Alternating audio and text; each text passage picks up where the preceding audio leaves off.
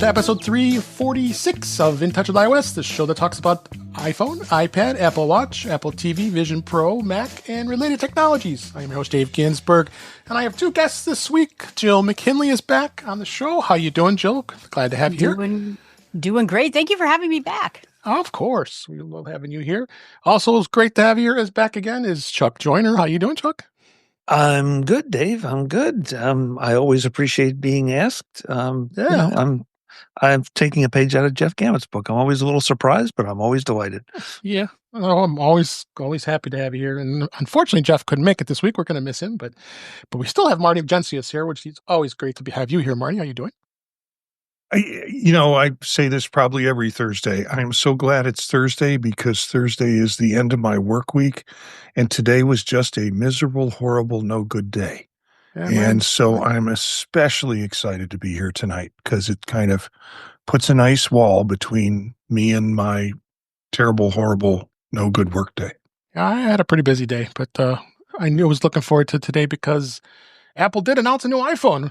A new iPhone's here. And we'll talk about that in just a minute, as well as our normal things going on with the news. But as we always do, I had a couple stories here about Vision Pro. Vision Pro may be about to get this latest update. This is no new hardware required. Apple Vision Pro is just over a year old now, as we've been talking the last couple of weeks.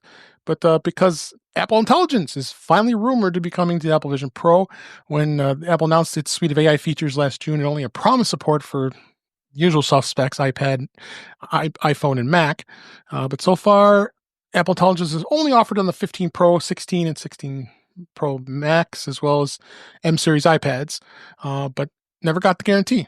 But, the biggest opportunity for Apple Vision Pro, aside from its price and weight, is that it runs on second generation of M-series processors, but doesn't support Apple Intelligence. Does that make any sense? But Mark Gurman has done a bit of a new rumor that there is some existing potential AI features in the Vision Pro.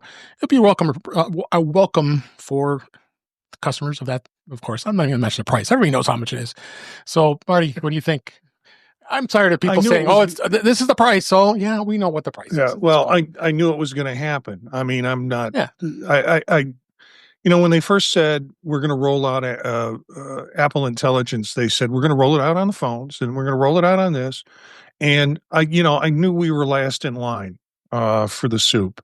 And, now I think it's like I mentioned on Vision Profiles, we get just enough new stuff like hand gestures and then virtual Mac display and now Apple Intelligence that it keeps the product alive and shows that Apple's invested in it. So I'm excited about it. I don't know what it will look like. It'll probably look a little different than what it is, and we might not get all the capabilities. I can't see playgrounds on it, but maybe visual intelligence. But we'll see what happens when it rolls out, and I'm okay with Apple taking its time, getting it right, and not rushing it. So, that's what we like about Apple, because they take their time with these products. People complain, it's like, oh, look, Android did it already. Okay, well, that's okay. We want to make sure it's right. Any thoughts, Chuck, of what you think this would be of a thing that would be good on the Vision Pro? I know you don't use it, but I don't. Most of the time when you ask me something, Dave, like this, I just point to the fact that this is an evolution. That we're just watching the Vision Pro slowly get this, get that, get the other thing. Yep. And so I feel like, maybe depending on whether you own one or not, maybe they're baby steps, maybe they're not. Depending on your interests, maybe they're baby steps, maybe they're not. Yep. But at the end of the day, there's still steps moving forward. And that's about all I can say until I get, actually have time to buy one and play with it, which probably isn't going to happen anytime real soon. Gotta buy one. Jill, you want to throw any thoughts here before we move on to one? Just that I'm excited about 18.4. I was excited about it before. I'm all ready for it. And I do agree that the Apple Vision is trickling along. I am waiting for someone to give me a reason to buy one, which I probably don't have the money for. But so far, I'm hanging in there. No, that's good idea. Just one last Yeah, comment go ahead, on it. Marty. Yeah. We've had AI with this device and lots of our devices. We just never called it that. Right. So Apple Vision Pro can do, the live translate, which is really pretty cool. That's all AI Right. and working behind the scenes in terms of the computing. It's machine learning kind of stuff, but frankly, it's AI. So we've had it. Yeah, I've tried to calm down my friends who are freaked out about it to say, on Amazon, when it says, hey, you bought this book, you might like this other book, that's AI. Don't freak out about it. We've Yeah. had it for a long time. We just didn't call it that. Yeah. Makes sense. And then just other story here for this week. The new Vision Pro this new Vision Pro cover is ugly, but it's also kind of awesome. The brand D brand, in collaboration with Kyle Goodrich, launched a new Vision Pro protective cover called Aperture. The accessory does something functional, protects the Vision Pro's front display without obstructing any of the many cameras and sensors. And it is a cool cover, but I think, Marty, you got yours, right? I got mine. A couple things cool about it. First, the packaging it came in. Okay. D-Brand does some wild stuff with, I think, Just their emails are wild. They're, the bag it came in had really tiny print that seemed to be just stream of consciousness. I tried to read it and I could read it, but I couldn't figure out what is this connection. Yeah. The box, you open it up, and sitting on top of the box is a little deck card that has a QR code on it, and surrounding the QR code, it says, "We are watching you. We are watching you." And I've got it on my headset in the back behind me. I like it. I mean, it snaps on really tight. It's not going anywhere. It works functionally because all the cheese grated holes in it are where the sensors are. And frankly, if you remember, every time you move your Vision Pro, you have to take that cover on and off and on and off. And it eliminates that because it's kind of permanently on with the holes where the holes need to be. Yep. And plus, we both bought the dual kit, which comes with the case for the battery, and it has a belt clip on the battery for that case. Right. Belt, now we clip it to your belt. So I think it's kind of cool. I'm looking forward to getting it. It hasn't arrived just yet. I think it comes from Canada, if I'm not mistaken. So a little extra delay for getting here, but as soon as I get it, we'll report back on it. So it's going to be a cool thing. Orange or black? I got black. Okay. I know you guys probably look at this thing and it's kind of funky. I'm probably going to think that way at first too, but good to hear the first reports on it. Marty, what color did you get? He got black. We got black. All right. I said this somewhere else, but I really think it makes you look like you're playing Squid Games. Yeah. Why not? So, if you're comfortable with that, go for it. Yeah, I'll be wearing it on a plane. I can't wait for somebody to look at you dirty to look for that one. Yes. I can hear the headline now on the morning news, man taken off of plane for wearing strange device on head. Yeah, exactly. Yeah.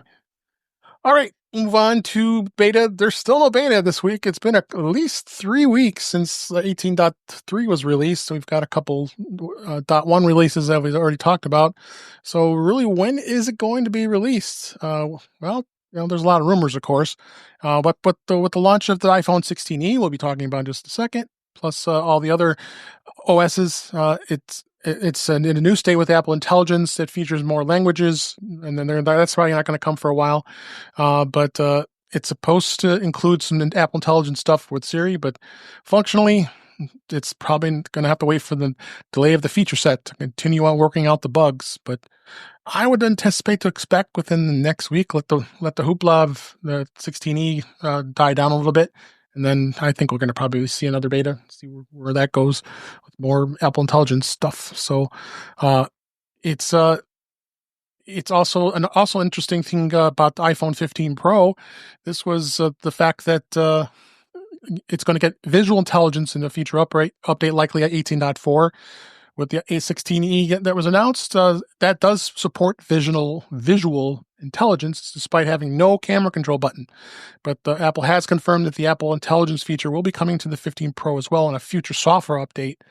Now, on the 16 phones, of course, you have the camera button that you can do, and you do things around you, and you also can do summarizing text and reading text out loud and translate text and Google for items and all that stuff. Well, the feature is going to be it was activated with the camera control button for 16 models, but the thought of an extra button was necessary to activate the feature, but this new 16E lacks that button. Instead, visual intelligence can be assigned to the device's action button. Again, we'll talk about that in a minute, and then enabled through Control Center. This Apple had told during Fireball's John Gruber that the visual intelligence is coming for the 15 Pro in a future update, but I also saw that the fact that it might come on with the Control Center itself, so you can turn the button on and control it at that place as well. So they're obviously really getting high on this camera control button, but they don't want to include it on any other models other than the 16 and the 16 Pro. What do you think on this, Chuck?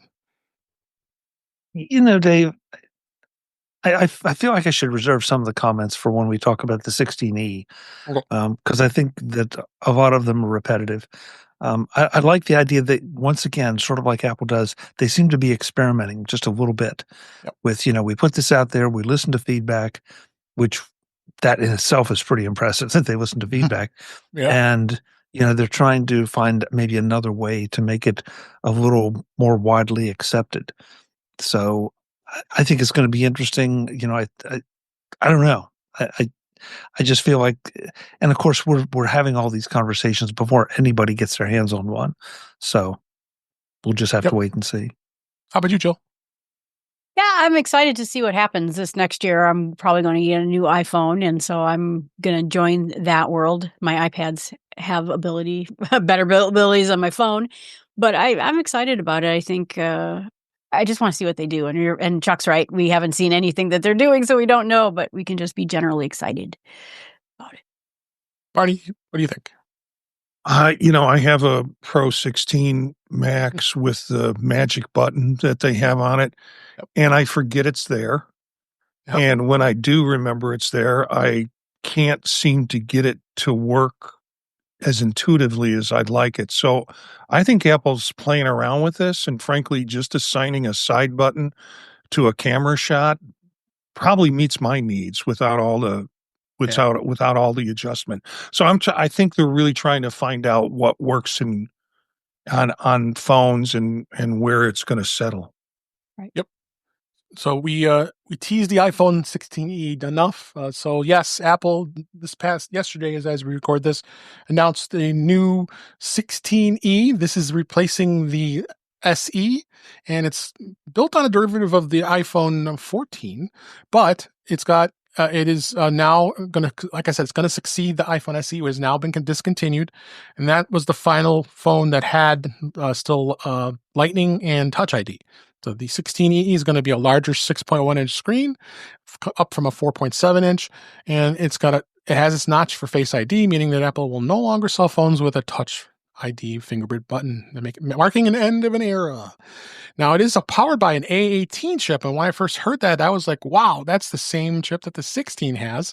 But it's also enabling support for Apple Intelligence and features like notification summaries and Genmojis and all that stuff we already know about. The A18 chip is a 6-core CPU with 16-core neutral engine, but it's bind at a 4-core GPU. So that means it's a different derivative of the 16 and 16 Plus and 16 Pro, of course.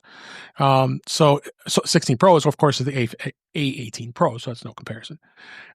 So then it's also equipped with, and I knew this was a rumor for a while, that it's equipped with a 5G modem that's made by Apple called the C1, whereas iPhones that have the Qualcomm modem, like all we have, Apple says that its own modem is so power efficient that the 16E offers the longest battery life of any of the 6.1-inch models ever.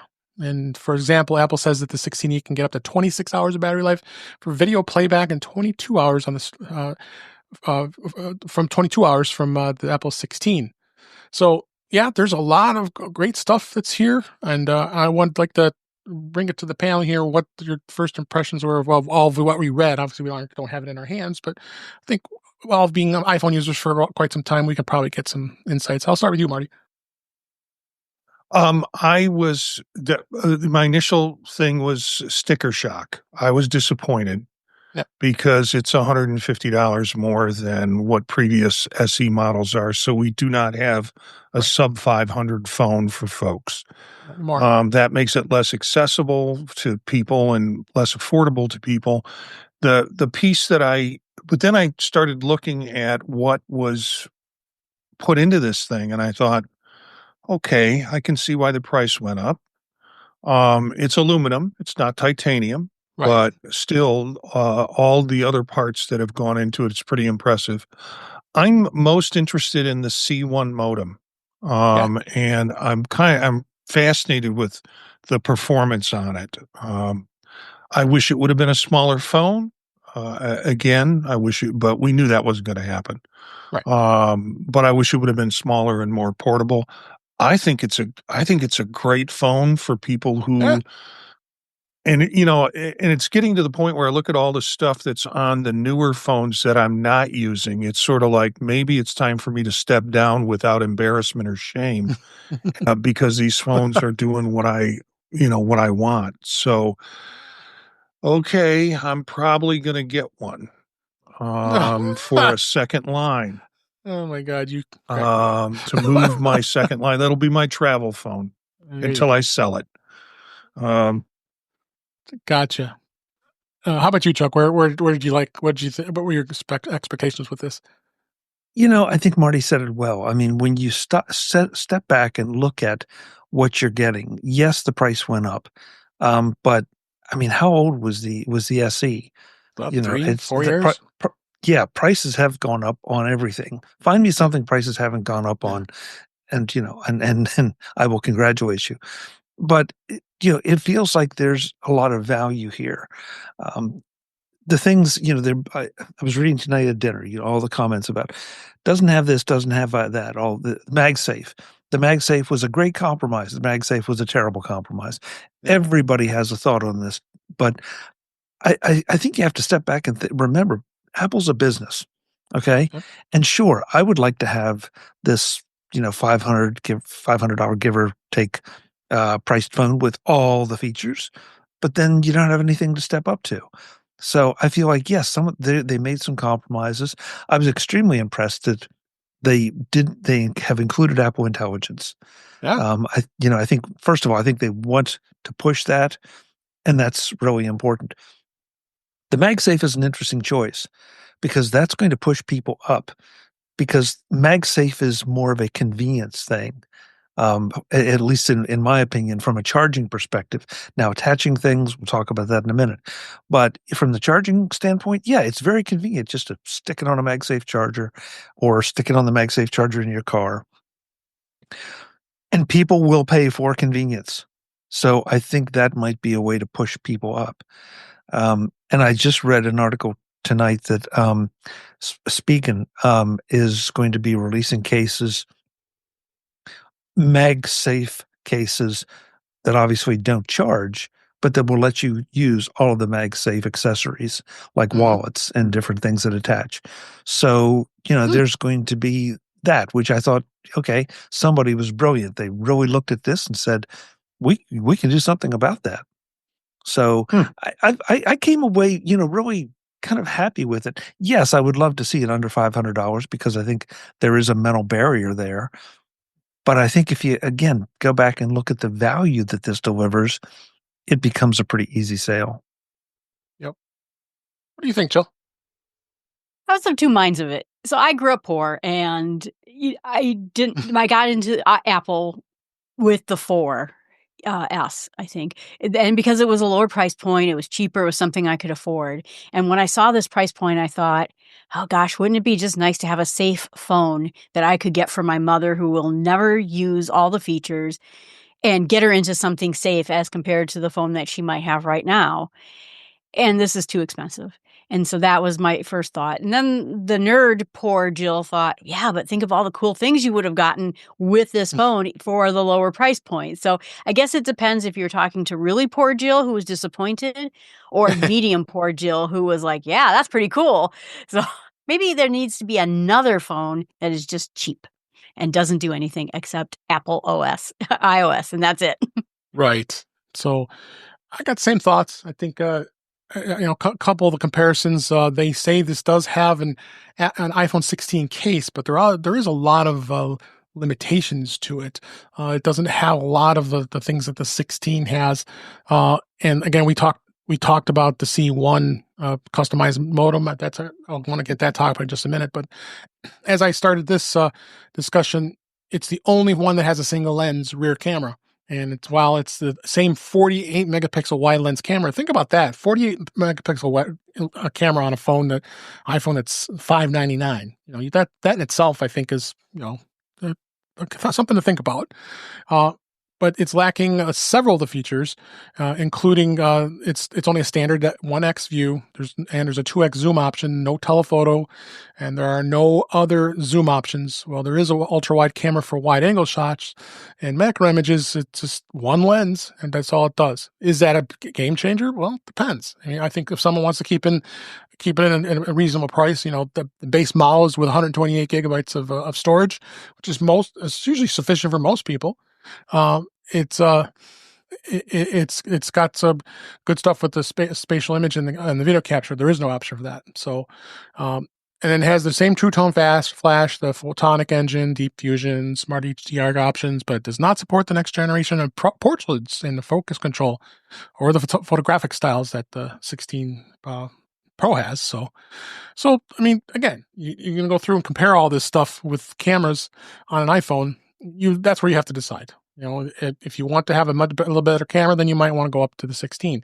That's why Apple brought this iPhone out, because really the target market was the SE, of course. We got everybody off that SE because it's old and it's going, as well as anybody still has the iPhone 11, the iPhone 12, and possibly even the 13.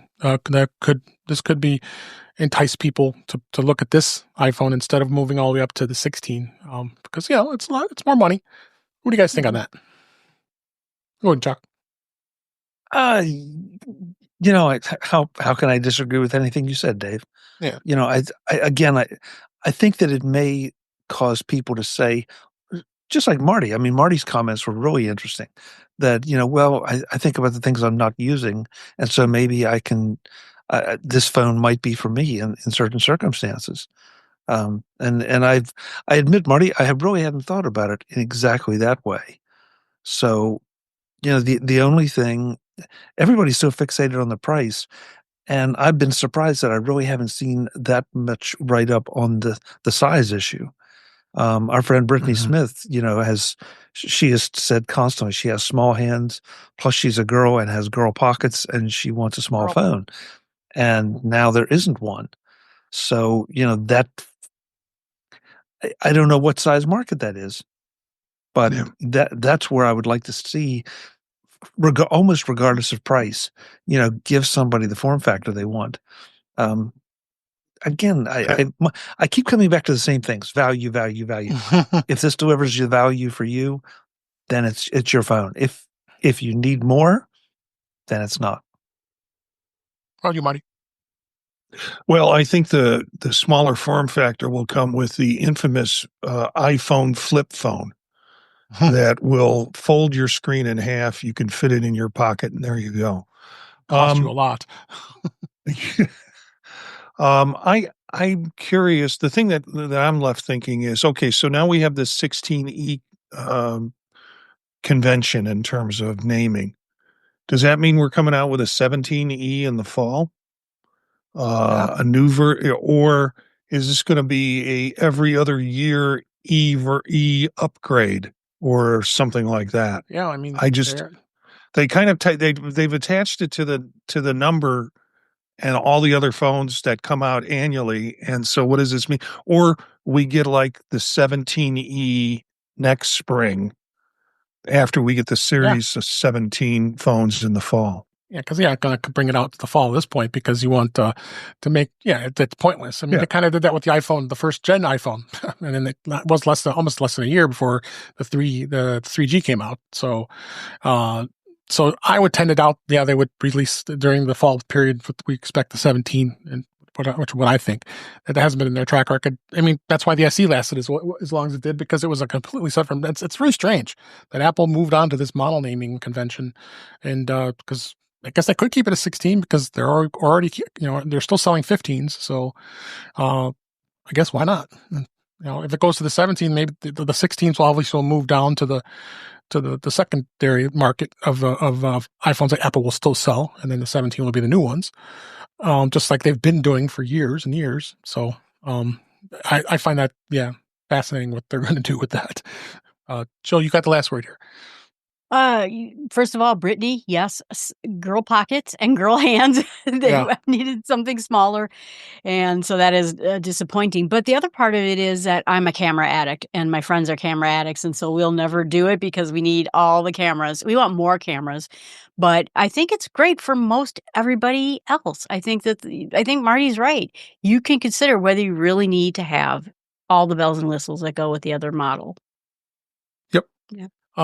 Couple more things. Hey, Dave. Okay, go ahead. Dave, can I'll steal the last word from Jill. Just to remind folks that it's not unprecedented for Apple to drop prices as models stay in the line, but drop or go up in age. So, let's think about that a little bit, because the 16, 17 thing could be problematic, or it could be a great time to say, you know what?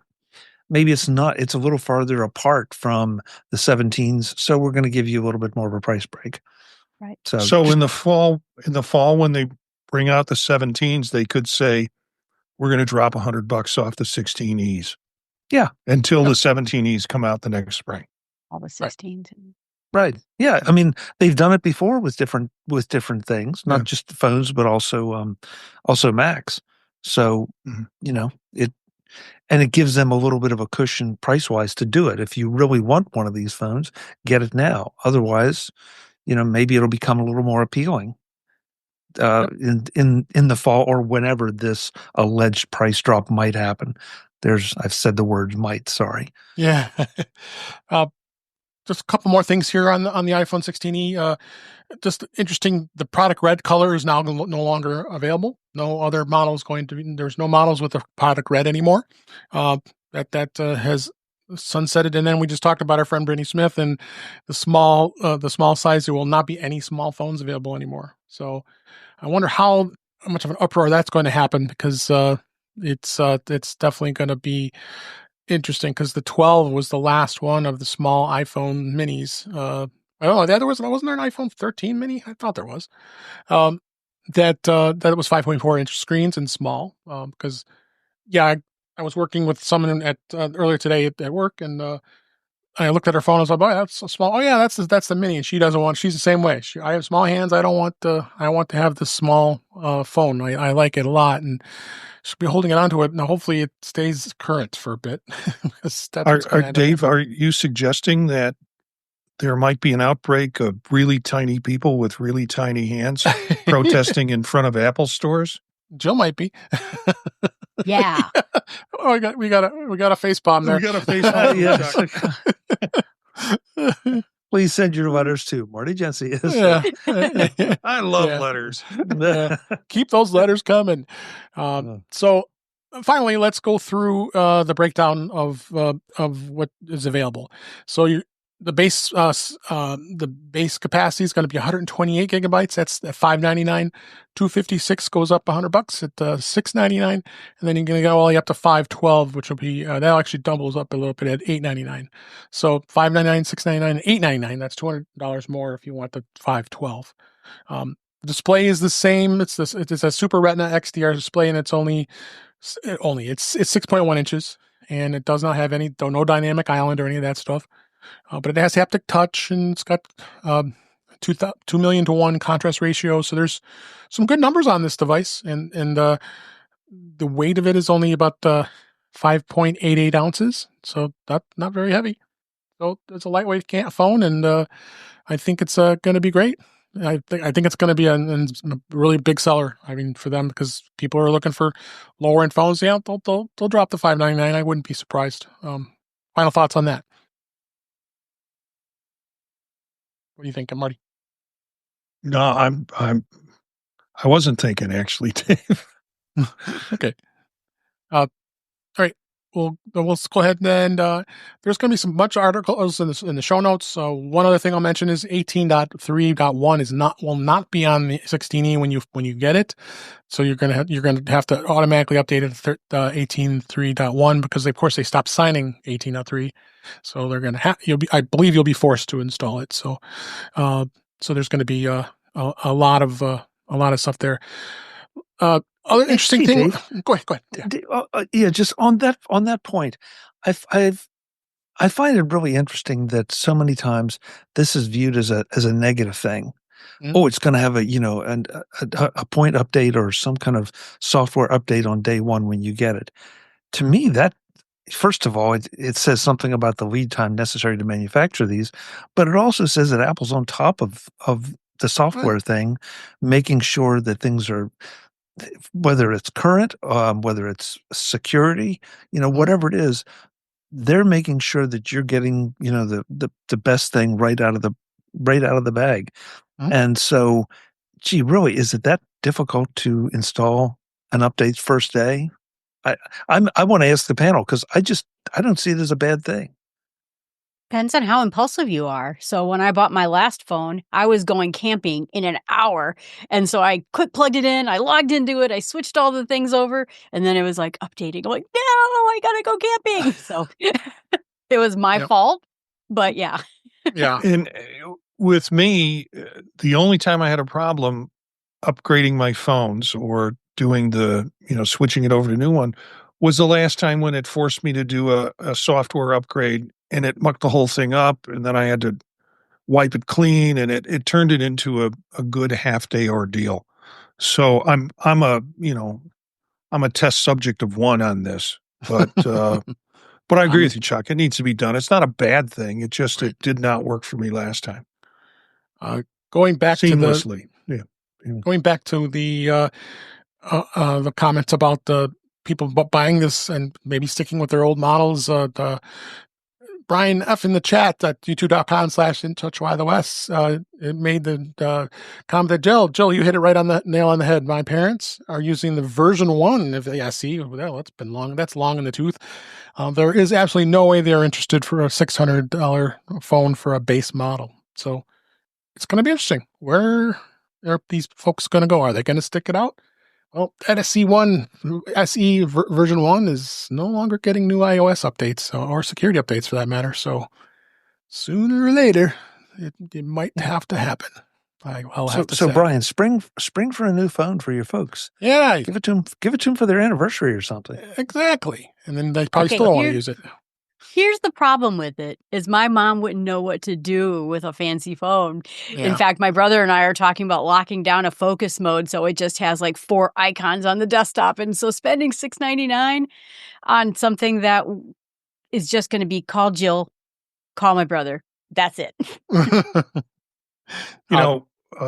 Last night on Old Mac Gang, with the SE release, we talked about it. And then we also talked about what seniors need in terms of phones. And there are a couple of good articles in that kind of reviewed what are good phones for seniors.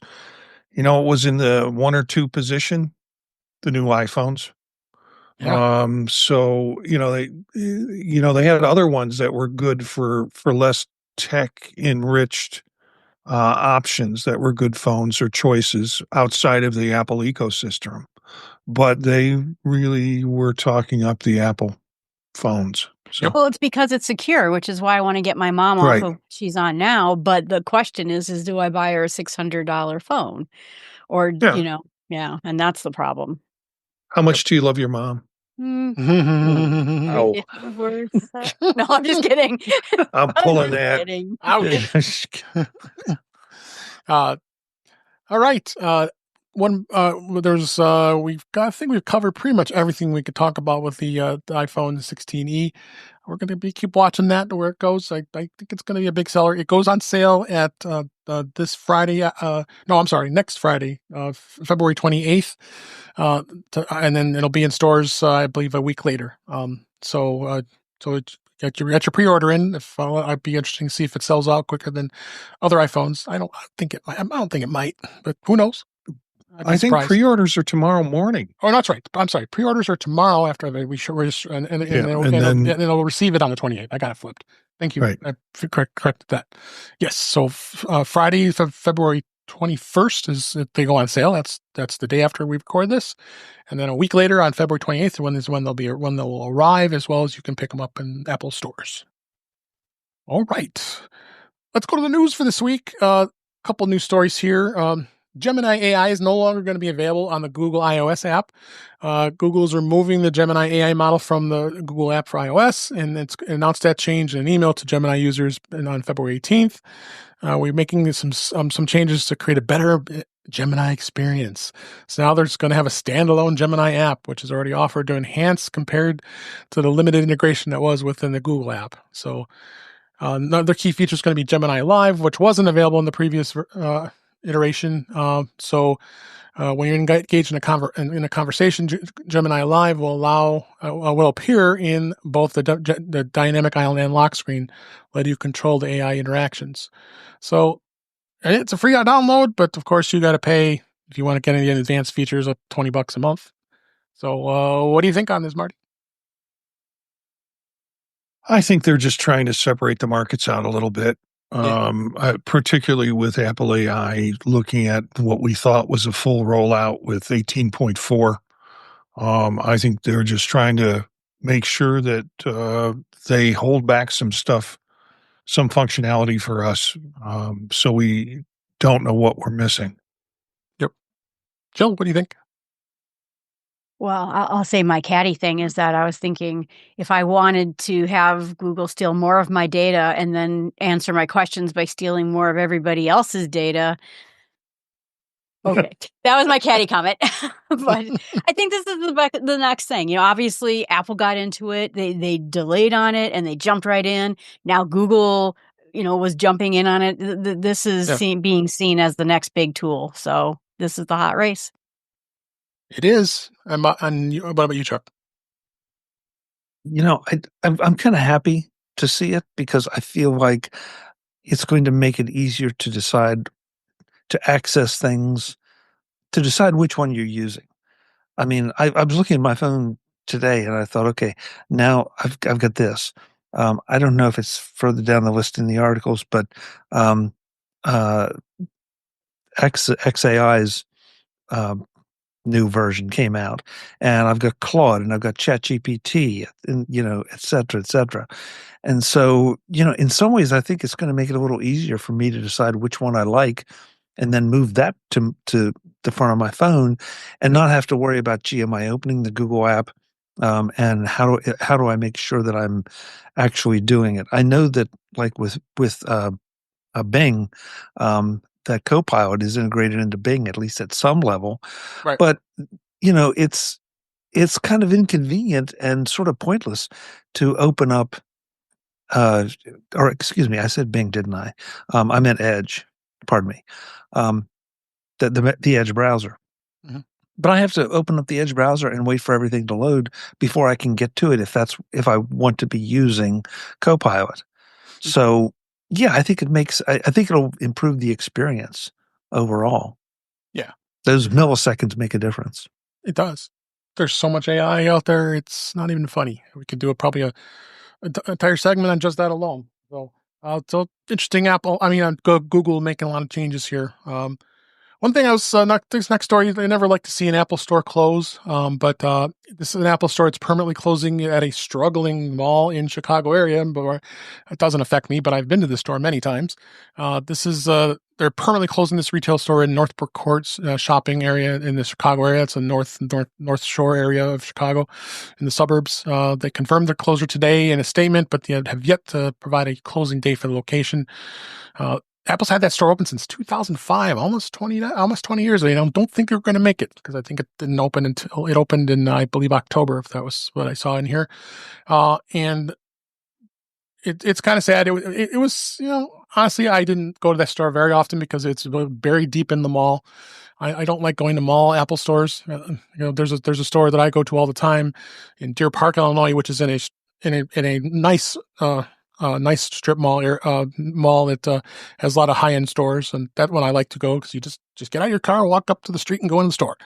And there's another store I go to all the time in Woodfield Mall in Schaumburg that I go there once in a while. At least I found the door, I know what door to go into to get to the store. But why do I want to? I don't want to go in a mall. I want to go to a standalone store. So, but it's sad to see this, and I think it's unusual to see that Apple closes stores.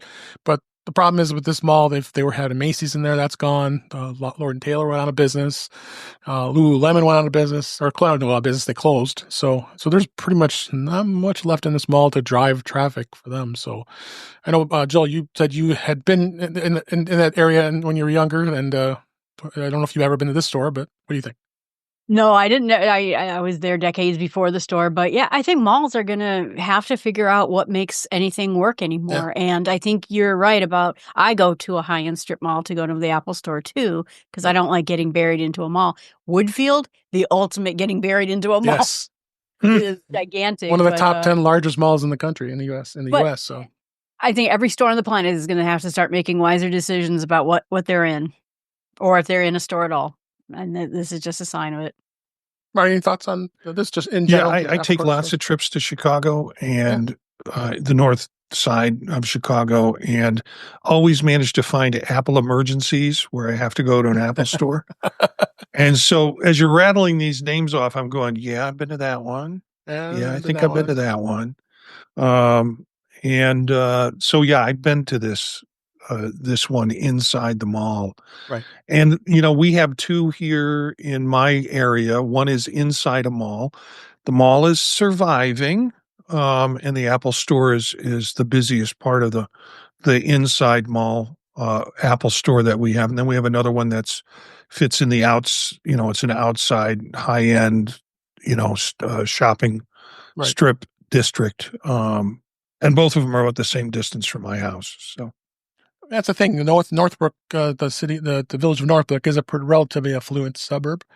So that was probably what Apple's motivation to go there at the time. So it was kind of surprising because there's a lot of high end. There were a lot of high end stores at one point. So it's sad. Anything you want to add, Chuck? Just a couple thoughts. First of all, if the mall is dying, because I've seen this around our area. Sure. If the mall is dying, then the landlords sometimes, not very wisely, ramp the price up on the stores that are staying to try to keep their heads above water. And of course that just makes the stores want to move out faster. But the other thing too, I think, is that a lot of us, everybody here and anybody listening probably goes to Apple stores intentionally.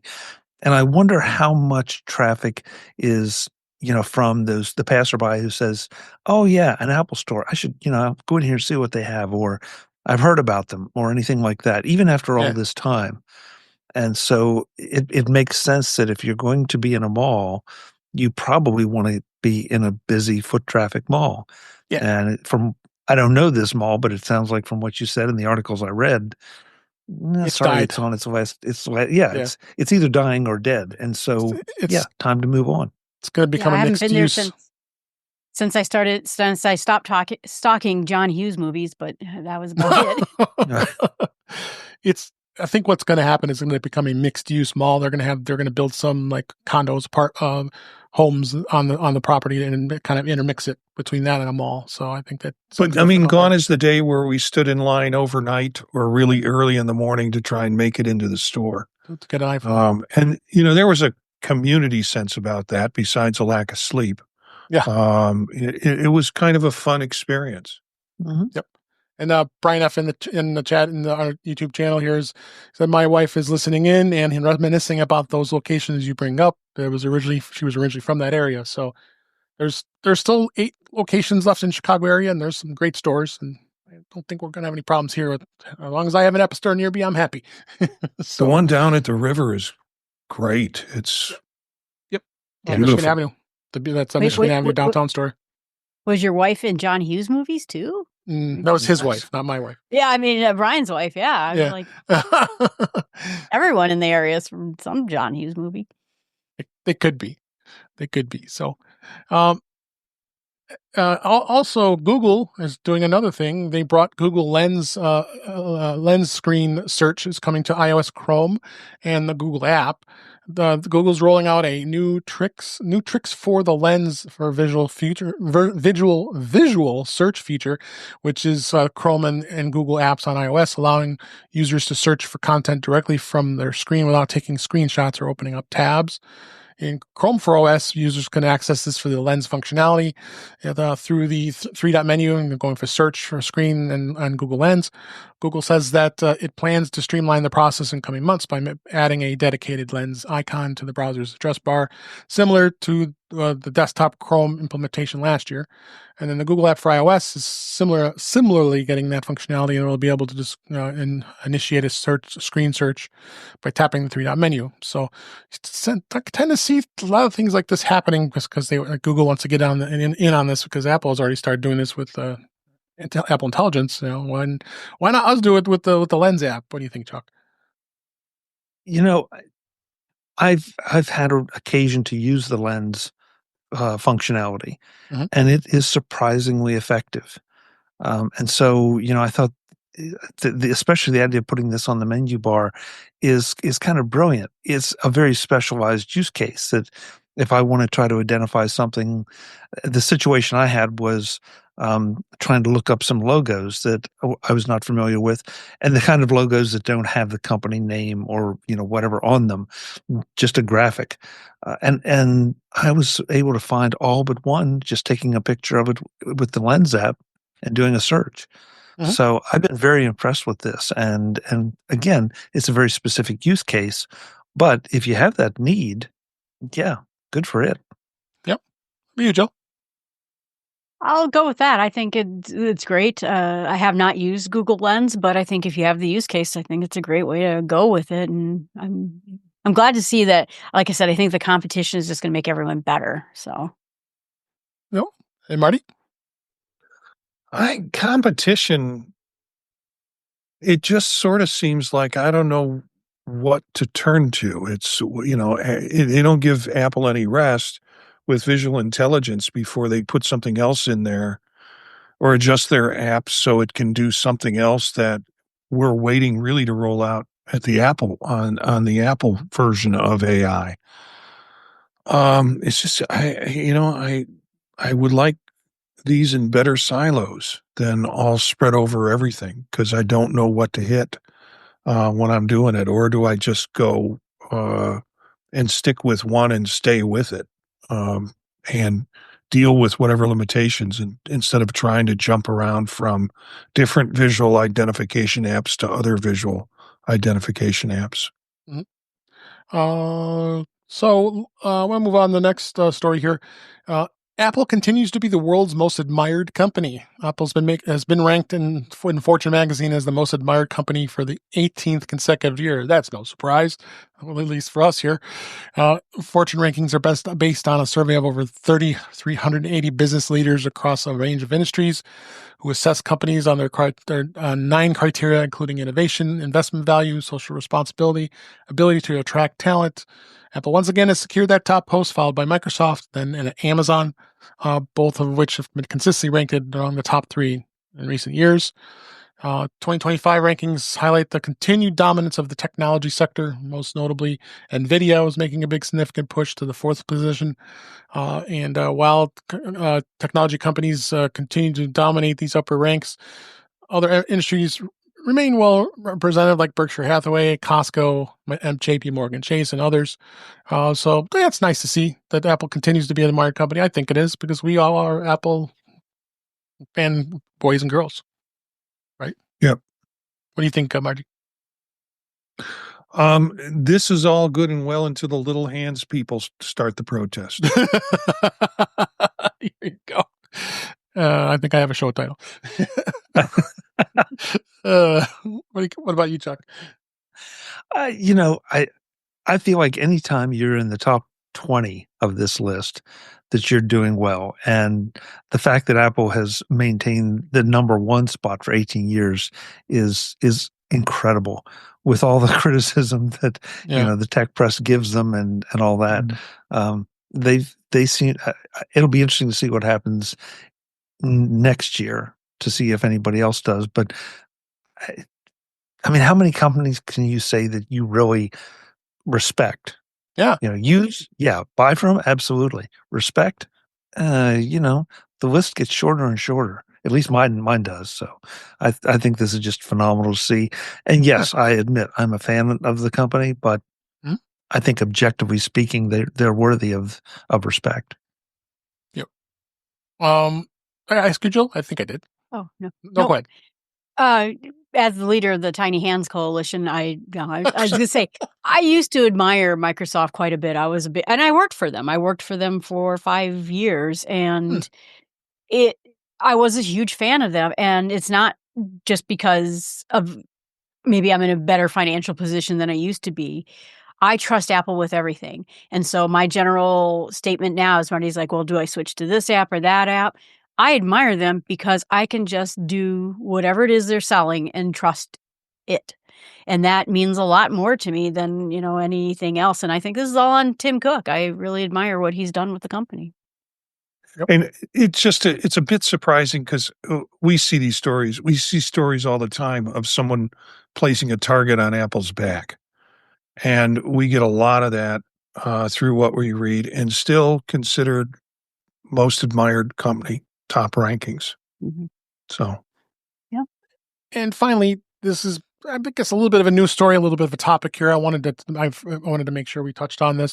Now, what Apple did this with this announcement with iPhone 16e is they did share a 12-minute video announcement on it, which was probably one of the newest things that Apple has done when they're introducing new products. Usually, they just do a news press release, and then that's the end of it. But they know how important it is when you're introducing a newer model iPhone that they have to be making it with all kinds of crazy things. In fact, Tim Cook went on to X, formerly known as Twitter, and was teasing that there's going to be a big announcement on a game-changing product, and so he gets on social media and gets all us excited. So the I thought the video was great. It's the same type of videos we've watched with all the other announcements, and in a 12-minute format versus when we spend a full 2 hours or hour and a half of analyzing the announcements when there's so many products announced that we don't know if there's going to be a spring announcement or there'll be, of course, WWDC and all that. So interesting to see how Apple did this. And I wanted to kind of get your guys' thoughts as we wrap up here. Marty, what do you think that how Apple handled this? I think it was a nice little video. I thought it was good. yeah, I got up in the morning at 6 a.m. and started immediately going to the store to figure out whether or not Apple had put the announcement on. And every hour or so, I would open the store up to see if there was something new. And then I was like, well, it's 9 o'clock here, and maybe they're going to open it up at 6 o'clock West Coast time. So at 9 o'clock, I was checking the store. Yep.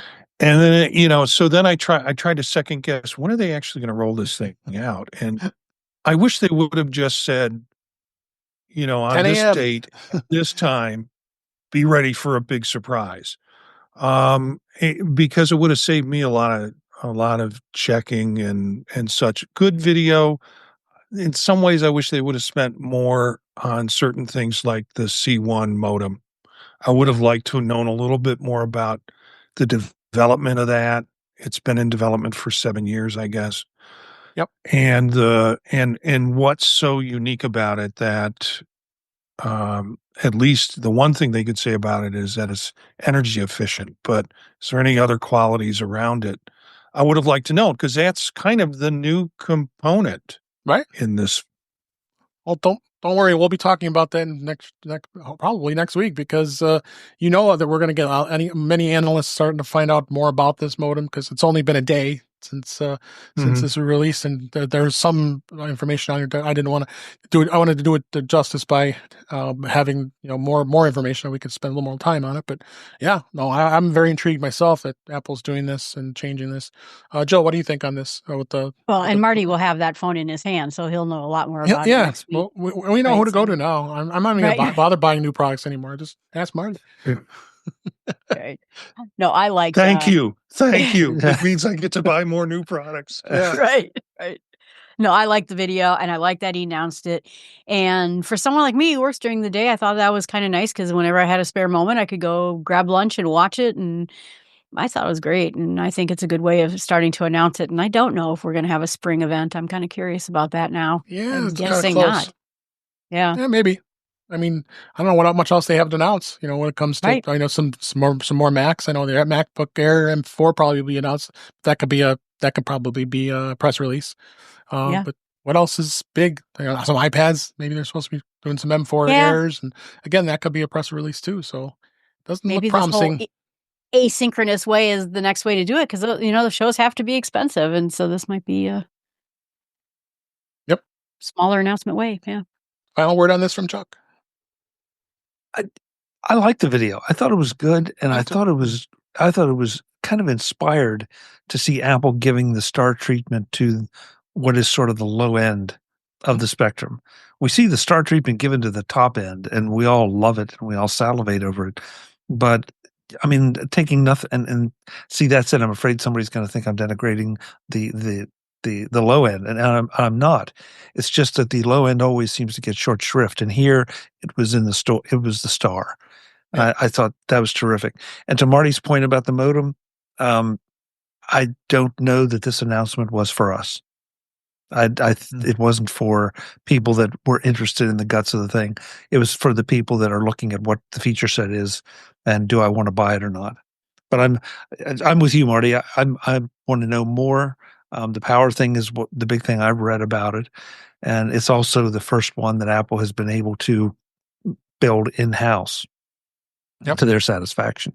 So I want to hear the backstory, but I'm not sure that's for everyone. Well, this could be a tease. This is a comment in the chat in our YouTube channel. Jim Ray, great to see you to join the show. We haven't seen you very often here, but I'm glad you're here. He says the C1 is very special because Apple doesn't have to pay royalties to Qualcomm.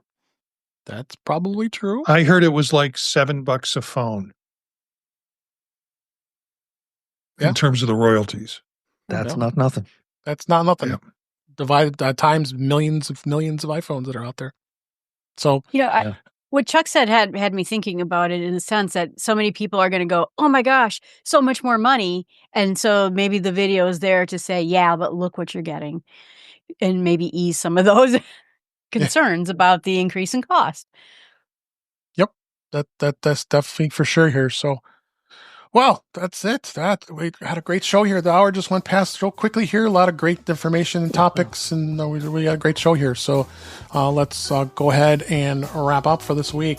That's a wrap for this week. Please send your questions, comments, and suggestions to our email address, which is feedback@intouchwithios.com. You can follow us on Blue Sky and Mastodon at In Touch with iOS. Support the show. Buy me a coffee at intouchwithios.com. We would really appreciate it. You can also become a patron of the show by going to patreon.com/intouchwithios. We have 2 tiers available to support the show. We would really appreciate it. Make sure you like, share, subscribe when you're notified when we're live streaming, which is Thursday nights, 8 p.m. Eastern Time, 5 p.m. Pacific. And I'm great to see Jim Ray and Brian F. and many others that were in the chat this week. That's on our YouTube channel. It's youtube.com/intouchwithios. You can watch the current and the past live streams as well as listen to past shows. Visit In Touch with iOS magazine on Flipboard. For many of the topics we discuss are flipped into that magazine. The link is in our show notes. You can listen and you can subscribe to the show in your favorite podcatcher, including Pocket Casts, Overcast, Apple Podcasts, but many others. Just go to our website, intouchwithios.com, where all the links to all the ways to listen to us are just there on that website. I am Dave Ginsburg. You can find me on Blue Sky and Mastodon at DaveG65. And Jill McKinley, thank you so much for being here. Where can people find you? Oh, it's great fun to be here. I am branching out into YouTube, so you can look at Start with Small Steps YouTube channel with Jill from the North Woods. That's my next new adventure, and it's doing better than I expected. So, which wasn't much. So we have the link in your bio on the show notes. So great to hear. Thanks for being here. Always thank Chuck Joyner for being here. We always appreciate you, and it's a pleasure always having you here. Where can people find you? MacVoices.com. That's where you can check out everything. We are just wrapping up our CES coverage finally. So we're not quite done yet, but we're pretty close to it. Of course, we have Mac Voices Live on Tuesday nights, 8 p.m. Eastern at youtube.com/MacVoicesTV. And on the socials, you can find me as at Chuck Joyner. Thanks for having me, Dave. Always fun. Yes, always fun as well. Last but certainly not least, Marty Jencius, thank you also for being here. We appreciate you and your contributions to the show. Where can people find you? Jencius, Jencius, at Mastodon and also at Blue Sky. Tuesday nights with Chuck Joyner, and of course Thursday nights here with In Touch with iOS. I do a bunch of podcasts, some stuff that's streamed through YouTube, particularly Vision Profiles on Monday night with Eric Bolden, and then some other ones you can find at thepodtalk.net, and it will give you links to the podcasts and also information on the YouTube streams. Great. Thank you. Thanks for being here. And thank all of you for listening, for watching. We really appreciate you being here. And until next time, thanks for listening. Thanks for watching. And we'll talk again soon.